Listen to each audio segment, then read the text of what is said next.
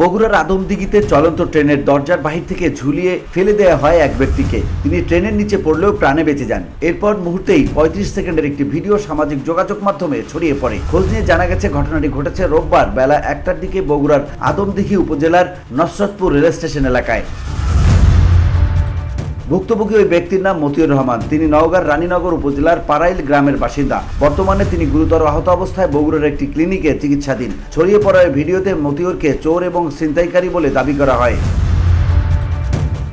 স্থানীয় ও পারিবারিক সূত্রে জানা গেছে মতিউর রহমান একজন আদম ব্যবসায়ী। তার মাধ্যমে ২ বছর আগে সজীব নামের এক যুবক সৌদি আরবে যান, কিন্তু সৌদি আরবে যাওয়ার পর কাগজপত্রের সমস্যা থাকায় ইকামা না পাওয়ায় সজীবের পরিবারের সঙ্গে মতিউর রহমানের বিরোধ চলছিল। ওই বিরোধের জেরে সজীবের নির্দেশে কয়েকজন যুবক মতিউর রহমানকে চলন্ত ট্রেন থেকে ফেলে দিয়ে হত্যার চেষ্টা করেন বলে অভিযোগ উঠেছে।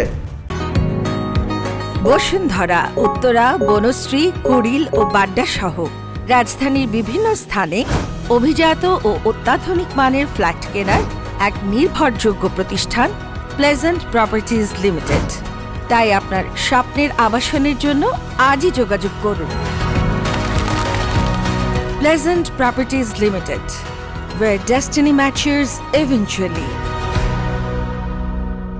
ভুক্তভোগীর ছেলে আহসান হাবিব বলেন, বাবা রোববার দুপুরে বগুড়া থেকে দোলনচাপা এক্সপ্রেস নামের একটি ট্রেনে সান্তাহারে আসছিলেন। আসার পথে নসরতপুর রেল স্টেশনে আসার আগে বাবার কামরায় থাকা ১০ থেকে ১২ যুবক বাবাকে মারধর করেন। এক পর্যায়ে চলন্ত ট্রেনের দরজা দিয়ে তারা বাবাকে নিচে ফেলে দেন। ট্রেন থেকে রেল লাইনে পড়ে গেলেও ভাগ্য ভালো বলে ট্রেনের চাকা তার শরীরের উপর দিয়ে যায়নি, তবে আঘাত লেগে একটা পা ভেঙে গেছে।